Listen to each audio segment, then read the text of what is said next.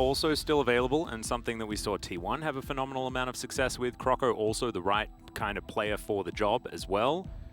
So still some options on the table as far as what they're going to go for, but the Lucian certainly has remained very, very high. B1 now? It will be very Liv Sandbox. I'm kind of hoping not, as the Diana first pick is going to come through. Very non-shim here for Liv Sandbox, as they are going to put Croco onto that pick once again. And not sure how I feel about it.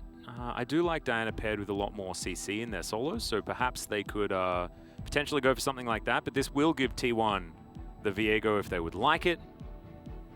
And then we'll see where Owner is going to go as far as locking away his next pick.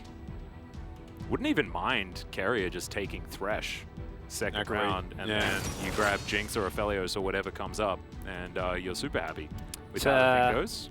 It's an easy points because it's Carrier's Thresh. Yeah, and it's like, yeah, you can. I think you can in any draft, in any situation, always mention that, even when some of the softer counters to Thresh will already be locked in, just because you know what Carrier can do, and it enables so much. And this is interesting because an early LeBlanc, I think, should be counted. Liv Sandbox, however, have shown that they're not necessarily that often opting into counters. But if you go for a... If you go Lissandra here, your top side's looking very strong. You know what I like even more? What do you like even more? Malzahar. Oh! Yeah. Damn. Nah, I think What about Morgana mid? Yes. Let's go back to 2015. Yeah. That's way back. Hey, it was, it was the first Faker LeBlanc loss. Yeah, no, I mean, I love it. I think it's great. I'm still kind of coming down from the amount of Morgana we saw at MSI, where the champion randomly got one of the best players in the game. Yeah, that's like that was not necessary. But I actually like Lissandra a lot more when it comes to combining with the Diana. But it will be the set instead. Yeah, we have to be careful. I think they're listening to the English broadcast. Got to make sure we give them good ideas, otherwise we might get blamed, because that is CC and solo lanes and a Diana. So yeah, I'm worried. It's nice combos. Could still be a pick for effort as well. That's a gauntlet that you throw, and it is a counter pick into Gnar.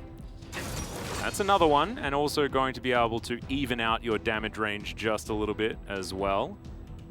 Don't mind the cannon being utilized here, as it worked out quite well for Canna in game number 1. And it also, I think Cannon stylistically is an incredibly good champion into Liv Sandbox. Because Liv Sandbox are just they're gonna draft dive. Right, that's their thing, that's their identity. When they look best, they get ahead and they dive. When they look a lot more rough, they get behind and they dive. And, well, that's going to be a Kalista pick, that's for sure. Archery is illegal in this game. That has been completely denied. No archery allowed. None. Both of them taken away.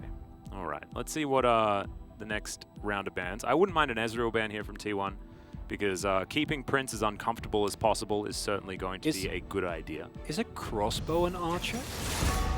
That's a gray area. A crossbow, does that count as archery? Are you an archer if you use a crossbow? Because then you can have Quinn and Vayne? And Vayne and Triss, or not Triss, Twitch. Akshan as well? Yeah. Yeah. There's a couple of options, there's a gray area there as the Kalista benders come through. It's not archery, because that requires a bow, so it's not archery. It's a crossbow. When you watched the Olympics, what were they using? Well, they're not using crossbows. Exactly. But, I don't know, what would the word be for an archer? A crossbow competition. We need to have one of those. Crossbows are underrepresented, as here is the Aphelios. And Jinx Thresh, I think, likely to be the answer. Yeah, that's a freebie. No. Has there ever? Wow, that was the shortest Susan hover that I've ever seen Effort do. He normally sits on it for much longer than that. Yeah, he really does. Wow, we are quick firing. And the Braum comes in. I think the Braum's really nice into the top side of Sandbox. Picking Braum into Thresh specifically feels a lot less nice. It's an okay pick, does take away some of the agency, and as a whole, T1's composition, especially compared to the previous game, is not as well-rounded, I'd personally say. I think they lack engage to a certain extent if they do lose map control. Playing from ahead, this composition can do exactly the same thing. Almost impossible to move onto. as Sandbox, right between the Braum, Aphelios, his kiteback potential, as well as Viego and Cannon. That's a really tough ask. But the Liv Sandbox comp looking a lot more well-rounded. Yes, the top side can dive aggressively, but late game you can also just play out around enabling Prince. Yeah. And much more comfortable matchup. No more Kallistas into Ashes. That makes me very happy, because this should at the very least be a more even game compared to game number 1. Yeah, I don't expect Prince to die level 1 in the jungle, and that is certainly going to be a phenomenal start. And I really like what you spoke about here, because you can play pretty divey around the mid game. Super Mega Death Rocket as well as the Moonfall is a phenomenal combo for just making sure that you can get initial damage down. So the Wombo is certainly there here for Liv Sandbox, but like you say, you can switch to more of that peeling playstyle for things like the Set and the Gnar. So should be very interesting. The pick potential in the mid-game here for the T1 composition is something that we should not underestimate, though, and their ability to potentially snowball, especially on the back of this Viego, should certainly be something that we should keep in the back of our mind. So let's see how T1's going to be able to do it. Their macro control and their tempo advantage in the last game certainly saw them through, but will they be able to get that level of control now with a clean slate for Liv Sandbox? Oh my god. You are a wizard. What did I do? Look at Carrier's Keystone. Oh. It's there. It's there. I was like, wait a second. I don't Wait. think I predicted anything. But yes. Yes, you have. Yeah, there we go. It's So a game early. But this it's is coming. Carrier saying, like, anything you can do, I can do better. You Yeah. know? He's like, be a T1 support. Well, we'll see. I don't know whether you can necessarily prove who's better at being a T1 support just yet. It's early days. However, let's see how many steals he can get in this game in comparison to effort. And the T1 comp has an immense amount of explosiveness. And the one thing that I'd be scared about if I were them is that, which after the early game that you had last game and T1's early games in general shouldn't be the biggest of worries. But if you lack the necessary burst damage to actually blow up people with your LeBlanc and your Cannon, then Viego doesn't really get that much done, and there is definitely an amount of time where Teddy, unlike with the Ashe, is going to need time to skill up, right? He's going to need time to actually hit his item spikes.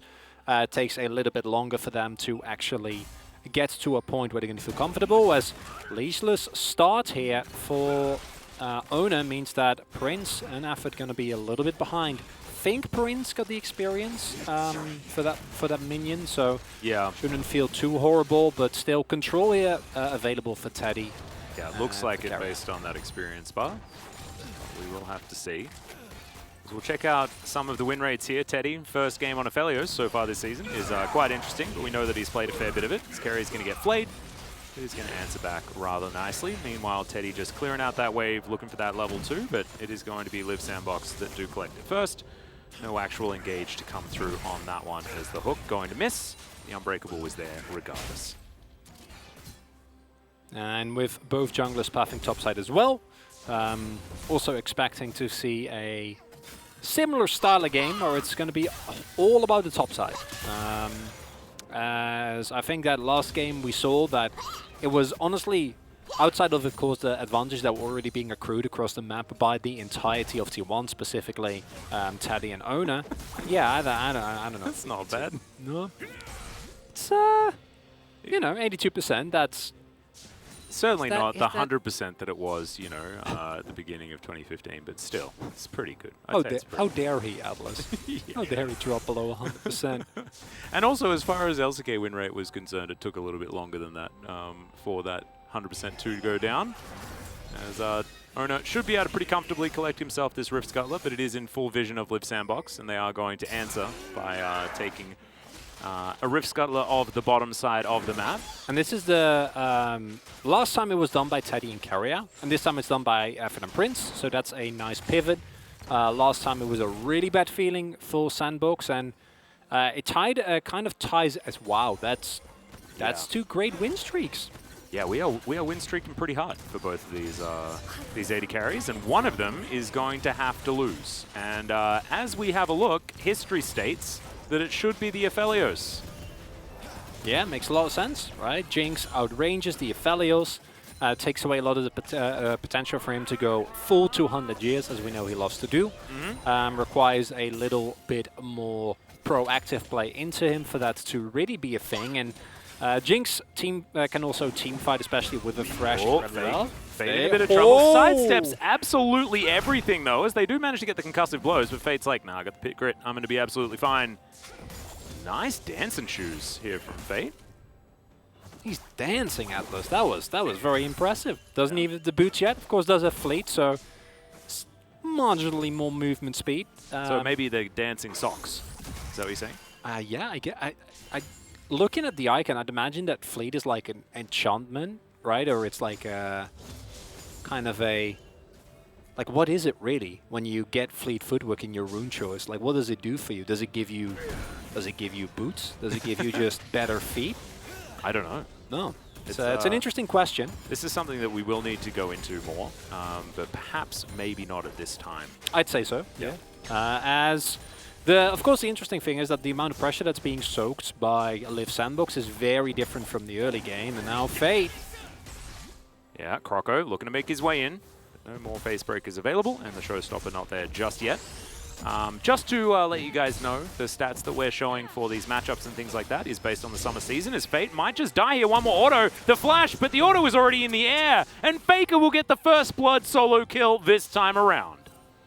Caught on too long on that Haymaker, and without that, a lot of your survivability just immediately gone. Faker finding, honestly, an effortless kill. Felt very nonchalant, just throw in the auto, doesn't even have to use his summoners there, and it's exactly those type of kills you can't afford to give over, because I think one of the things that as Liv Sandbox you were looking for was a relatively uneventful early to mid game, and then find a good team fight, you know, get that Maganar, get a 1-2k gold lead and snowball the game from there. When Faker's getting early kills on LeBlanc, it's not a good look.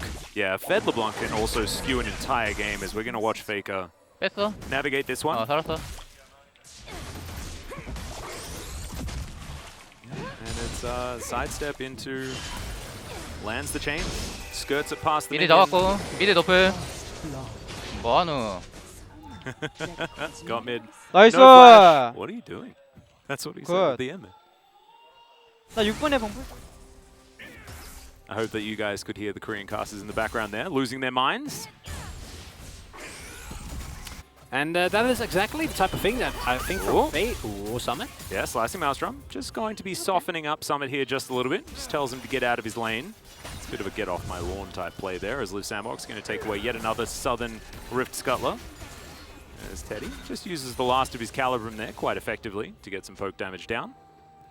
And it's also something that I traditionally wouldn't expect from Fate. I think when you levy criticism at Fate, it'd be more towards his sometimes inconsistent late game. But his laning phase has honestly generally been super solid. Has been able to match with the best, never really lose lane, find good skirmishes together with Croco.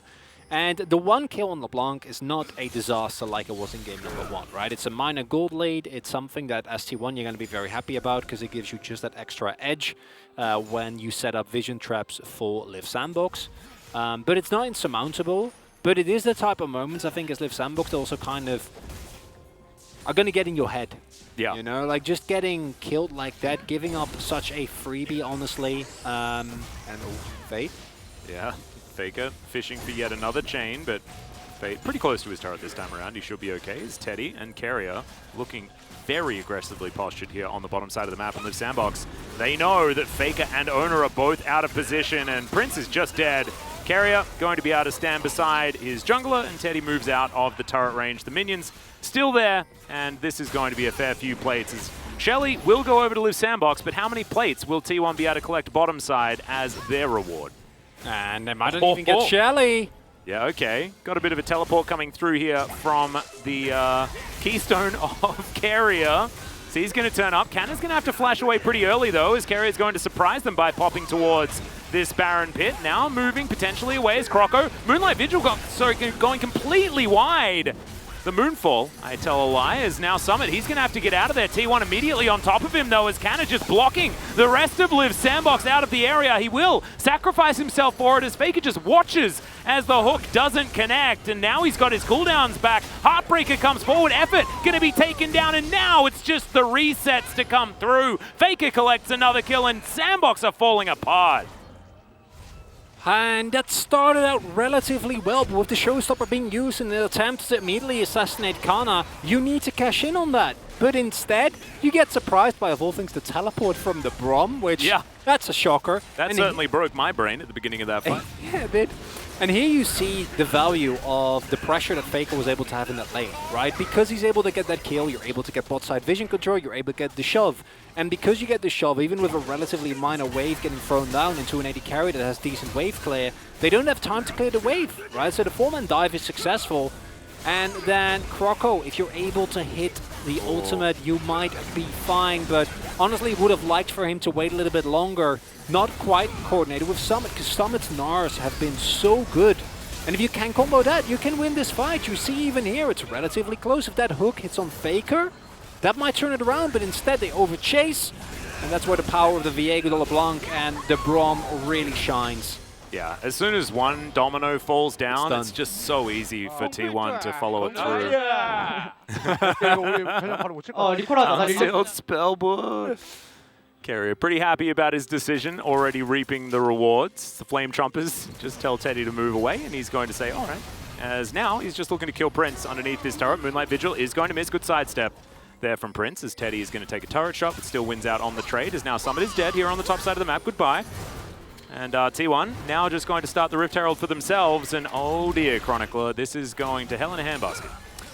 Remember when I said the sandbox bot side can scale, nicely done, has a lot of really, I say varied power as well, can go multiple modes later in the game. And the top side, good dive, nice early skirmishing and team, well, they're collectively 0-4. They got 1 assist on Fate, but that is pretty much it. The 1 kill that they get also didn't go to Prince. It went to Effort. And they're not going to get this Drake. So they lose the Herald.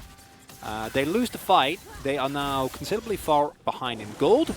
And this is where that win condition from T1 is in full effect, right? Like you just find one person, doesn't really matter who, and you blow them up. And as long as you don't group up with 5 people and you keep a little bit of a nice spread, you keep your slicing Maelstrom for a good moment, you know, Carriac can get a lot done, can exhaust someone like Croco when he tries to go in.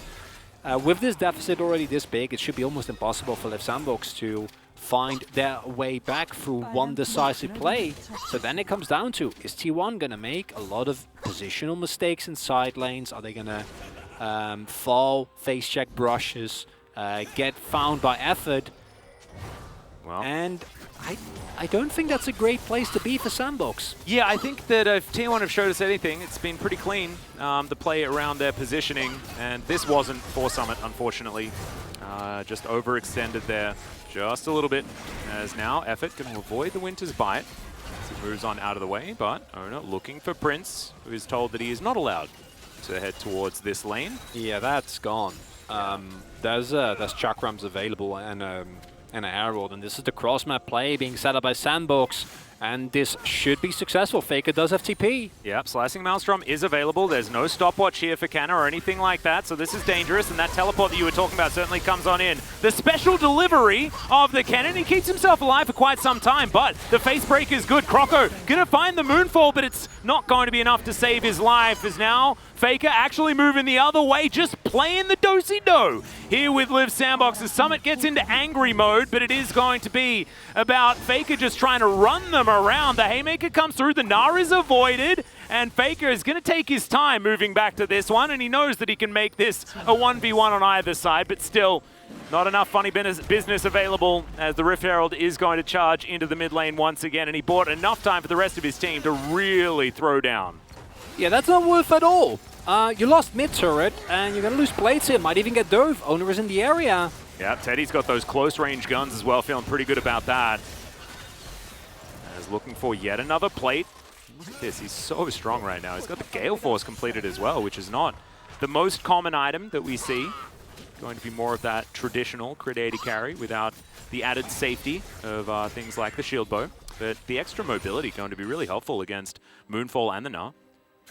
It also fits into the theme of what we've seen from Teddy today, which is I'm here to show who's boss, okay? And Gale Force allows me to do that as no wave available, which means that Summit already takes as much damage as he does here. And then Croco's forced to go in aggressively, take as much damage as he does, and then, yeah, Really nice. A juke here by Faker, but look at mid lane. Look at bot lane while this is happening. It's you know, you get him eventually. You get the LeBlanc, but Faker wastes as much time as possible. And you get both mid lane turret, a second charge, and a plate on both sides. So you're going to be extremely happy with that, because it's also still it's a 2-for-1, you know? It's not the worst. Oh, no. Okay, Prince not going to overextend. But there's multiple Okay, people. maybe overextending includes moving towards your outer turret in the bottom lane. Yes. As look at all of this vision for T1 as well in the area. My goodness, it's such a scary place to be for a Jinx, even if she has Lantern access. I think Carrier just ghosted. Yeah, why not? Got to cycle through your summoner spells. He likes pressing buttons. Why not? Yeah. Take it away from him as Fate tries to run towards Faker, who is going to close that distance himself. Hook is going to go wide. Faker is just playing with them here in the mid lane. T1 rotate over. And this is a very happy Faker this game. Managed to find himself his solo kill in the early stages. And now it's all about just having this mid game, which T1, we already said this earlier on, right? Their comp is so strong in the mid game if they are able to get any sort of advantage, because playing around vision for this comp, so scary for Live Sandbox. They don't even need an advantage. You just need to not be behind. Oh, but when Prince they do, almost oh explodes. The chains are still connected. It's not quite enough damage just yet here for Faker. That's through exhaust. Yeah. That's why Atlas starts giggling, because what else can you do? Like, he got exhausted. He's level 11 already. He's 3 levels up on Prince. And that just kind of hammers down the desperation that you gotta imagine that Liv Sandbox is feeling here as... Oh. All right, there's a Gale Force as the ulti comes through from Carrier, but the flash was there from Summit. Still happy to make that trade. But yeah, T1... Yeah, this is what I thought Teddy bought the Gale Force for, by the way. Yeah. It's basically a Prowler's Claw. Let's be real. He's that'd be really honing in on the... Yeah, you just don't want that much lethality, you know, because he's already going to build a collector, so Gale Force is going to fit. Absolutely fine. It's terrifying. And the problem with the Sandbox, like trying to play this comp from behind, this comp, until very late in the game, you're looking at 3 items from Prince, needs to do stuff to actually get something done, right? Like, you have very limited range wave clear. It's basically just Prince. If he doesn't pop off in fights, you're going to be reliant on the synergy between your 3 topsiders. But again, with the amount of control that is available, T1 really going to have to run into it as... Yeah, Croco and Fate moving on in here. Carrier is just going to give himself away for this one, knows that he's dead. And meanwhile, Inner Turret falls in the mid lane. And I don't even know whether much more is going to be collected here from Liv Sandbox on the top side of the map, as Shirley has been started here by Owner. But that, I think, seems a little bit overly aggressive, as they will be able to take the top outer turret. So that is going to be the trade for the Inner. Not necessarily the greatest, but Summit is also splitting on the bottom side. I think you can take it, I just don't think they want to. Which is kind of funny, but with the amount of pressure that they've already found, the outers already down in both mid and bot, and the fact that, yeah, giving up this Drake as well, or getting this Drake rather as T1, just puts off... Oh no, it's Infernal. So, oh no. That's going to break down some of the walls here as T1 moving on in. Not going to be able to steal away Shirley, but now they're just going to guard the eye as best they can. And Liv Sandbox, they're not allowed into this river. This is T1 territory.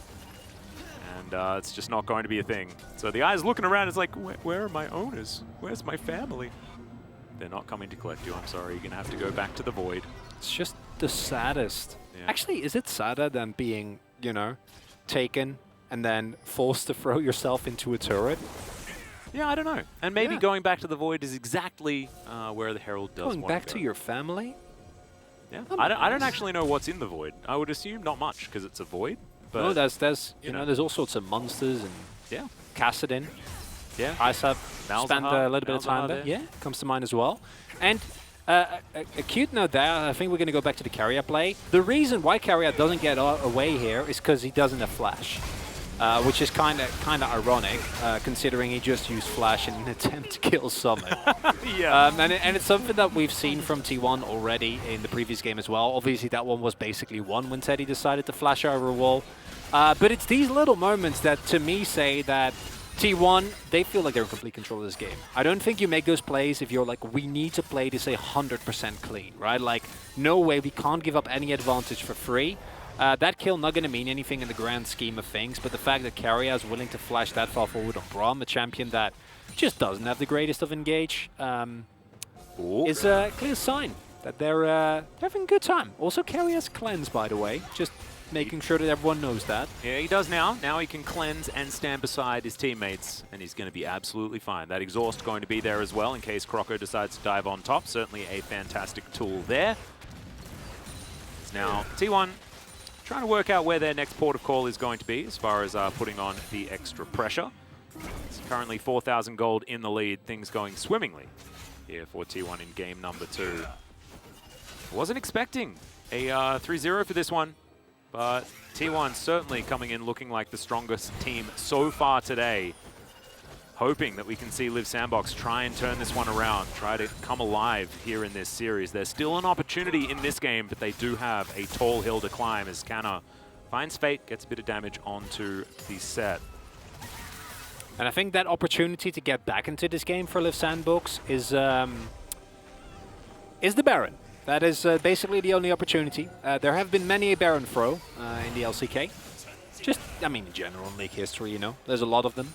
And in this scenario, unlike last game, I think that T1 at a point might get seduced into trying and go for a greedy Baron. And I think that turn, not as good as it was. I think it's harder to move into them because of the Braum, the Aphelios.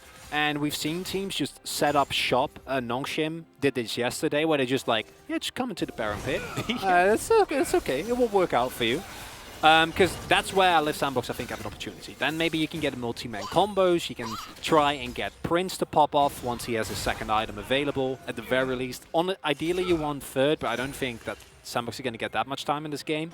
So that Lord Dominic's possibly not going to be within reach. So then as T1, if you just play that cleanly, you have good control of the area and you get off Baron soon enough to try and turn, I think it's really hard for Sandbox. And T1 are playing accordingly as well. Yeah, no, this is very impressive here from T1 as Croco just going to spot the fact that there is a bit of a turret there sitting in the brush. Summon in Mega Gnar, going to be a difficult one to dive, especially with Croco there to assist, but you can see T1 have just claimed all of this vision towards this top side. If they win a fight, it could just be Baron. Remember, Teddy is very strong in this game. With Sandbox, 4-man strong here underneath their turret. They don't have the set, but he has teleport available. T1 just playing with some smoke and mirrors. They push that wave in. They decide that they're not going to push their luck. Mid lane once again going to be tended to. Faker going to be able to do that as he spots the rest of Liv Sandbox. Pokes his head in and says, well, that's a few too many. Just saying hello. Yeah. And yeah, now you had the 2-item spike on Teddy. Yeah, oh yeah, you can't fight this as Sandbox. I'm like, maybe the 2-item. That was Aphelios, a big you can reset. Yeah, and then it's like, oh, Faker is on. Oh, owner got stabbed. Yeah, no, that is not fightable. That is not an objective you can contest. And I already made a bit of general unhappy noises when we saw the Infernal Soul. And the reason for that is that Infernal Soul on a Fat LeBlanc or a Cannon or an Aphelios, anyone that does damage. Yeah, it's not very fun to play into, and it's also less space available for Summit to make the big plays, right? Look at the spaciousness that is now here for T1. Drake's getting started up. Yeah, Fate looking over to the side here, looking for Canna, finds him, knows that he was going to be searching for a flank as well. As you can see, the Dragon just running between its two potential masters. It is going to be secured by Prince, but the Moonlight Vigil will connect. Glacial Fissure comes down, but the follow-up is not great, and T1 just going to have to let them get away. Good disengage here and good denial from Liv Sandbox.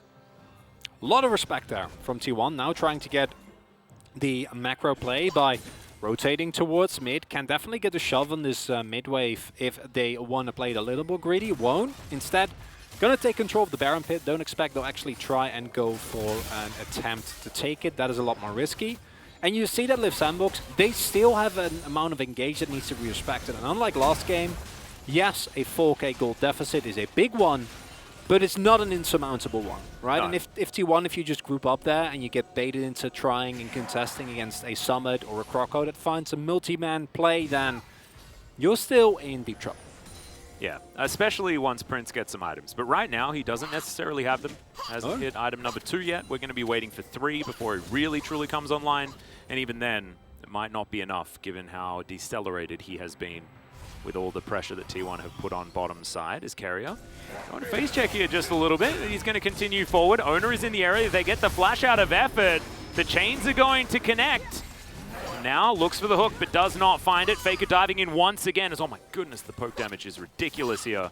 As T1 will bully them out of their own jungle here on the top side of the map. Really nicely done there as well. And yeah, Summit tries to do as much damage as he can. A little bit stronger now with the Black Cleaver finished, so will augment the damage for both Prince and to a certain extent Fade, but that's not going to be it, right? You just need to be there with 5 people and you need to get the combo. There is no other way around it for you. The nice thing, though, is that with Liv Sandbox getting that Drake, they bought themselves at the very least 5 more minutes. Yep. And that is a time that will allow Prince to get into a position. And one thing that we didn't get to see in last game, because it was over very early, is how tenacious Liv Sandbox is. Right? And the series to Nongshim comes to mind, where it was just... they would not give up. They were as tenacious as they come, and that is something that in this game, with T1's rather limited engage, barring blow-up potential that Faker has or a flank from Kana, is a little bit more of a nuisance to deal with if Liv Sandbox play it very close to the chest. Yeah.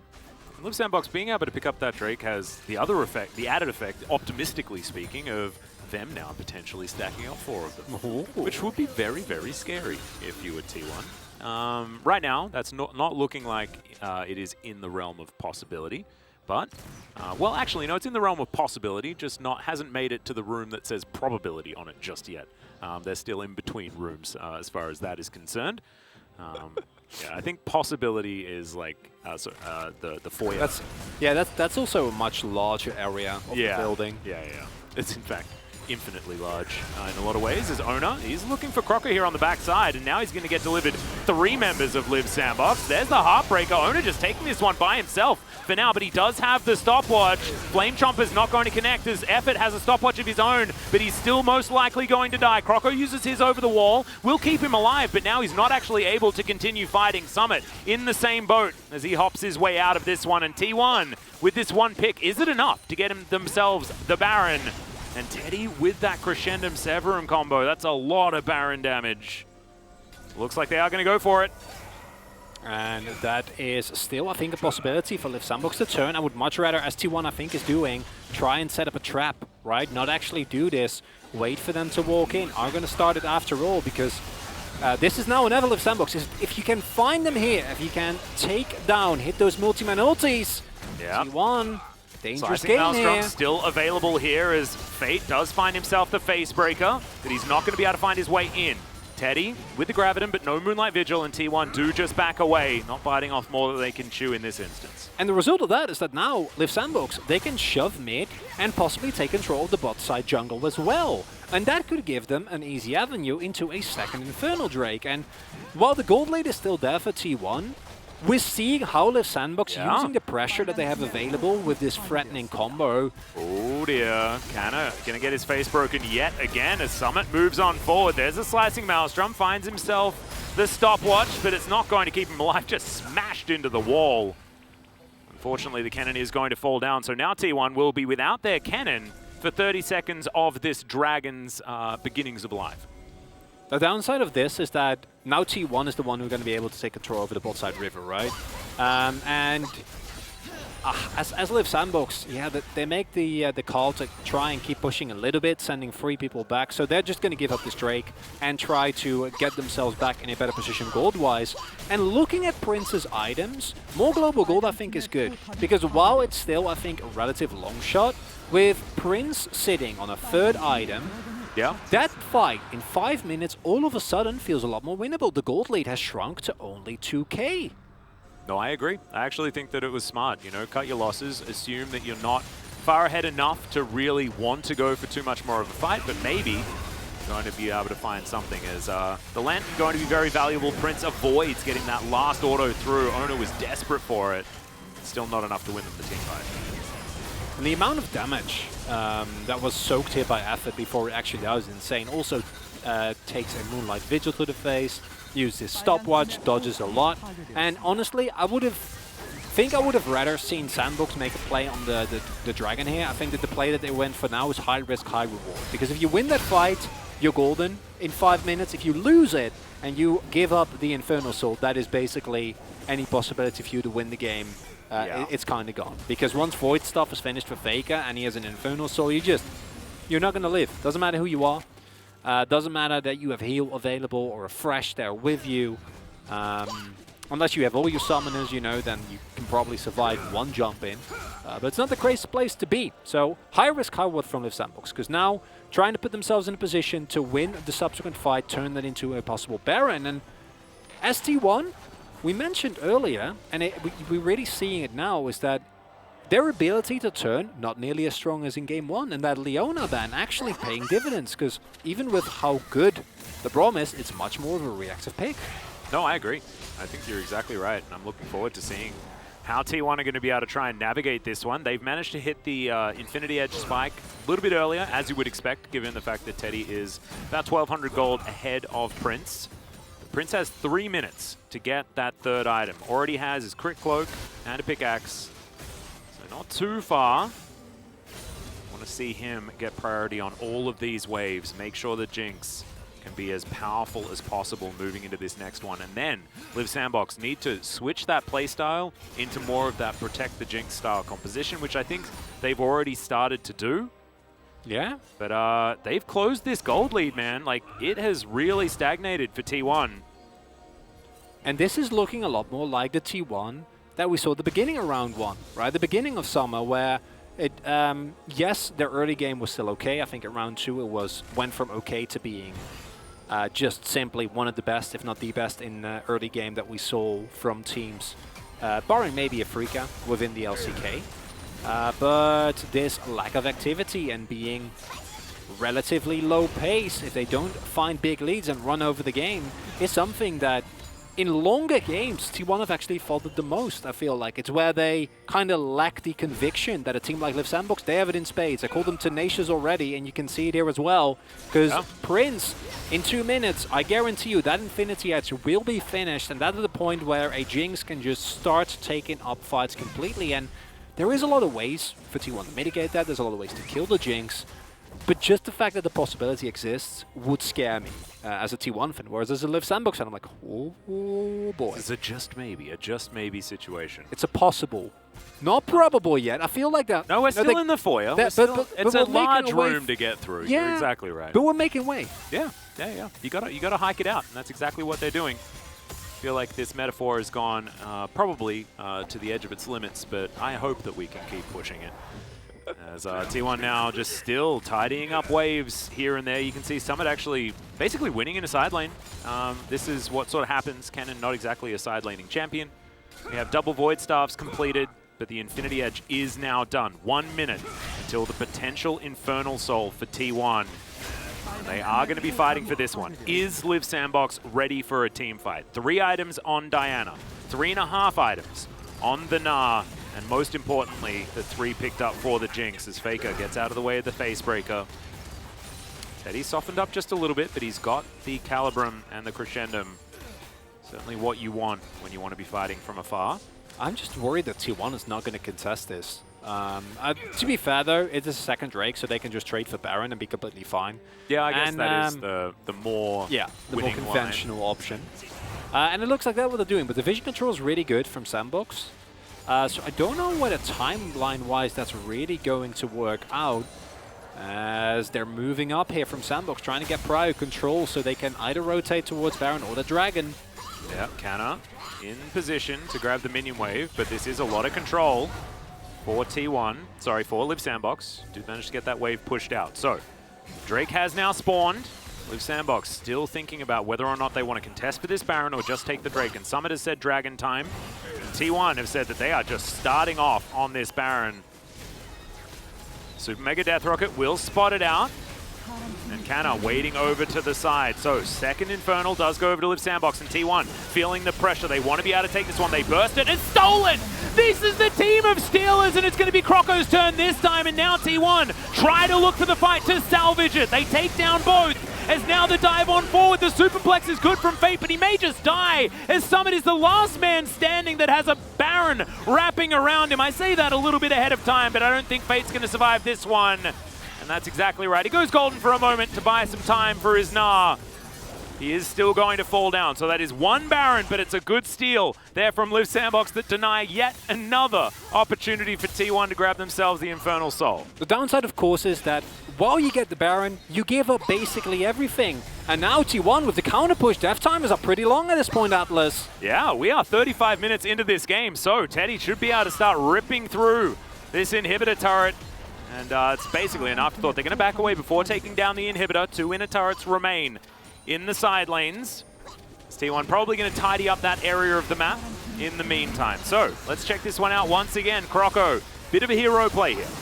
Yeah, it's a beautiful play. Vision provided by Prince, and then Croco going in very deep, able to get that. But then the problem is, now he's stuck there on his own. Really nice zoning by Kana, even with the exhaust. Prince and Effort immediately taken extremely low, which means the cleanup for Faker and Ona is easy peasy. Another downside there is that while the play to get the Dragon was successful, it also meant that Summit was basically on halfway through his transformation already, right? Like he had been Maganov for a while it was taking the Drake, so coming in there, didn't actually have that teamfight form available for the whole fight, because that could have changed it a little bit as well, I think, where if he gets one more stun, keeps Prince alive for a little bit longer, could have been the turning point. And yeah, you still have the Baron buff on one person, but still I think that's a trade that you do take as T1. Honestly, I think the Drake take, in the grand scheme of things, more influential than the Baron steal, which is kind of weird to say. Yeah, and we've seen this happen a lot, especially with these slower games, right? Indecisiveness breeds a lack of value for things like the Baron that do certainly require you to push that advantage to make things work. Currently, you can see the Baron power play sitting at about -100 gold, which means it's doing approximately nothing. Carrier does notice that there was a hook that went over the wall. And of course he had vision there of Effort when he was throwing that one out, so clears out the ward. And T1 just back to their scaling mode. You do have now a Quicksilver Sash on Teddy as well as the Last Whisper. So he's starting to augment this build. And the Teddy ending is, I believe, what T1 are playing for now. Moonlight Vigil just barely missing onto Prince there as they do get the box out of Effort. You're not going to be too worried about that though, as Live Sandbox, as they do trade Teddy's ult. And that is certainly good news. Live Sandbox being able to play this defensively quite well in the mid lane, but being defensive is not going to win you the game. And I believe we can say that to both teams at this point in time. I guarantee you that Live Sandbox are going to take control of the river, and then T1 is going to say, it's not Soul, we're going to give it up, and then we get 5 more minutes, and then we get gameplay.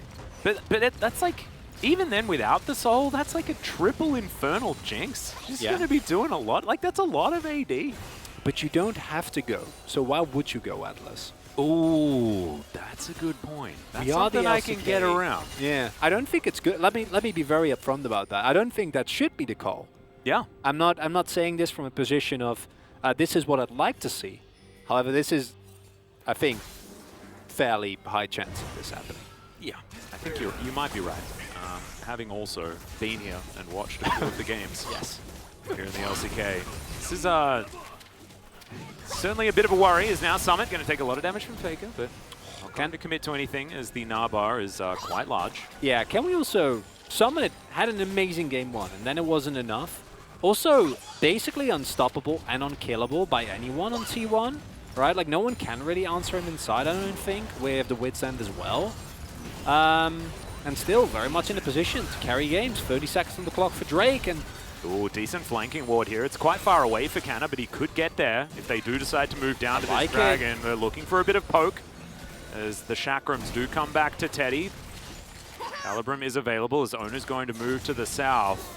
T1 trying to keep them in position as there's the Moonlight Vigil. A lot of damage as Prince. Faker now looking for him. He's got a huge target. I mean, Faker just needs to get in there with a couple of spells and he's dead. Teddy going to use his QSS to stop that hook from being anything to worry about. T1 almost managing to find what they want. Faker just needs to find one more little pick, one more little corner as Canna has moved that teleport towards exactly the ward we were talking about.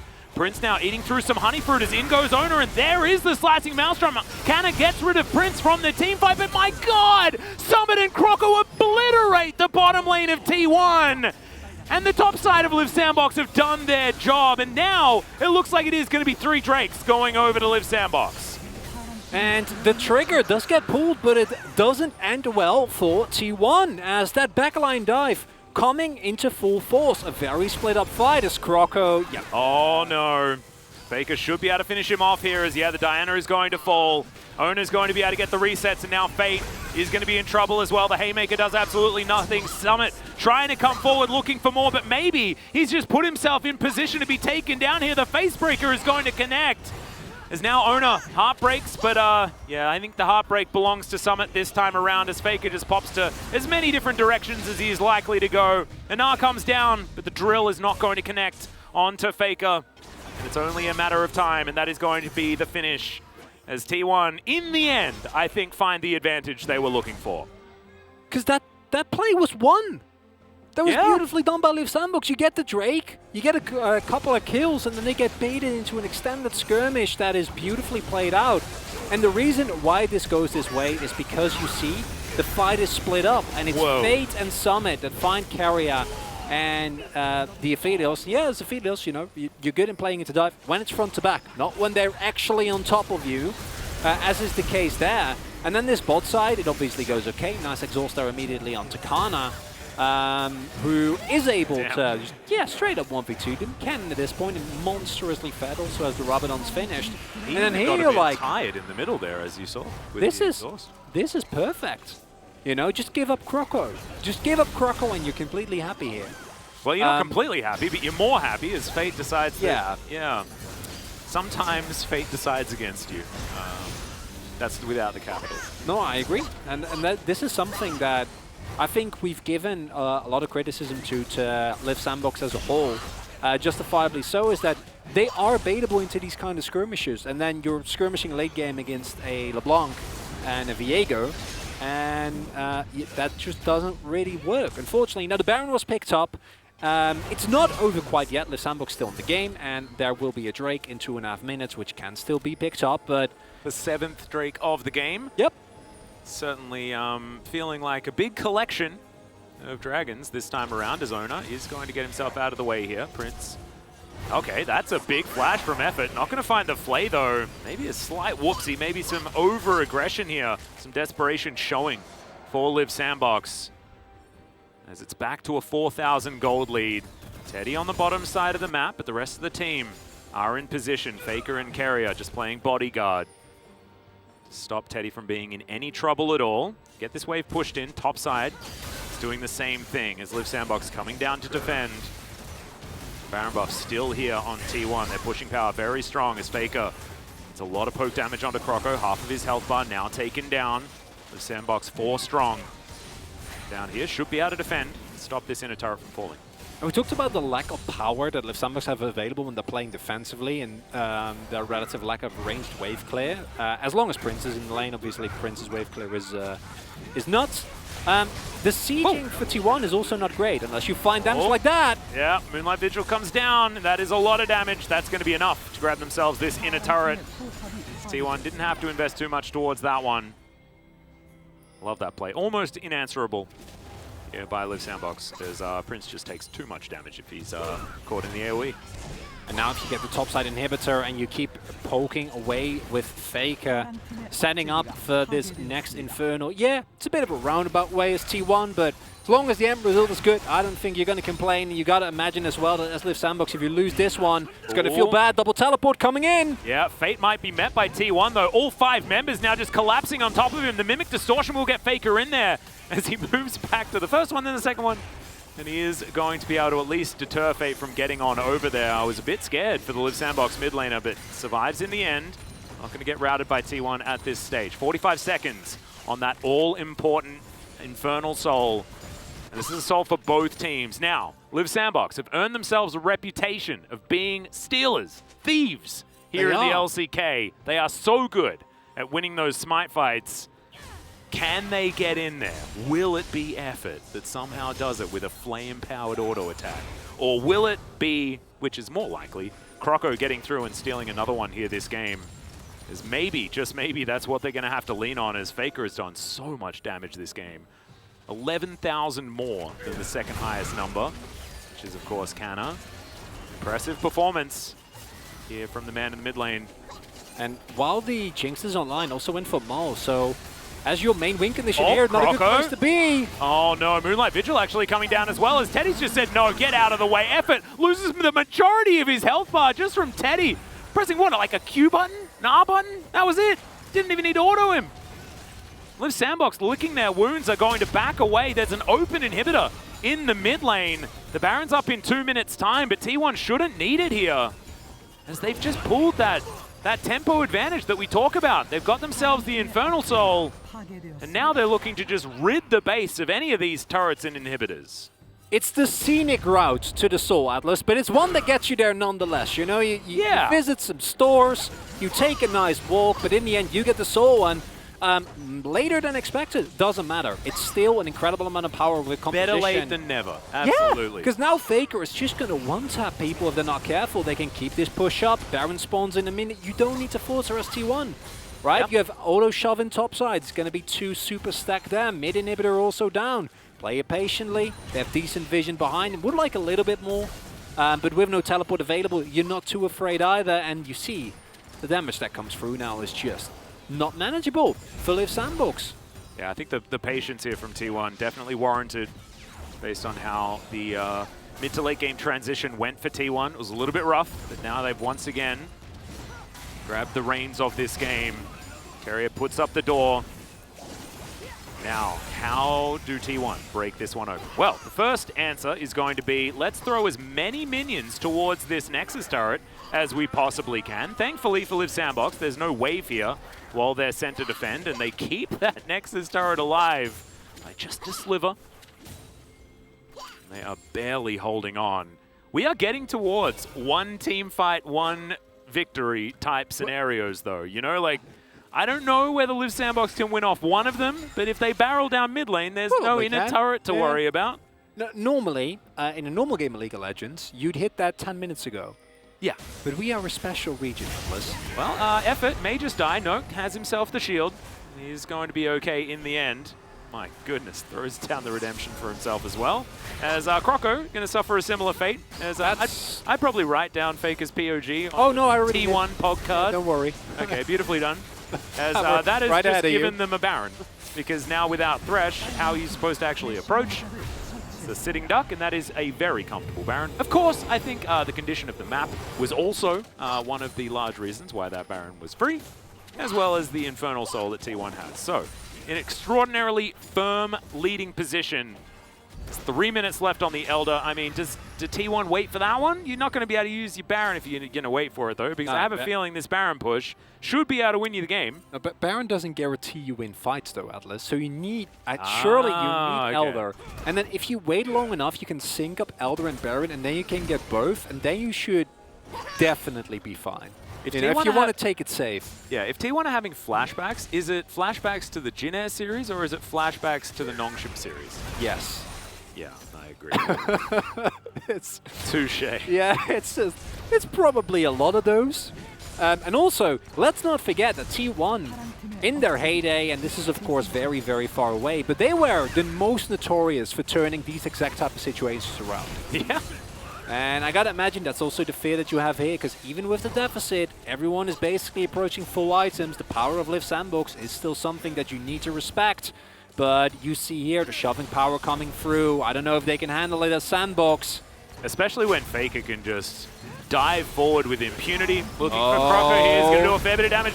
The Moonfall finally comes out, but it just doesn't do enough damage. Teddy going to get redemption from the side as in goes Fate. But now he's trying to 1v1 against Teddy immediately. He uses the QSS flash to get out of the way. The Showstopper hits the wrong target. And now Prince is in trouble. Ona just diving on top of him. The Gnar onto Ona, but he's got a GA. He's absolutely fine. And Prince, not so much. No fountain for you, unfortunately. And T1 with a snap of their fingers, take down the Nexus at 47 minutes or something in this game and bring themselves to match point in this best of 5. And that is a back-breaking loss, I think, as well for Liv Sandbox, because you come off a game number 1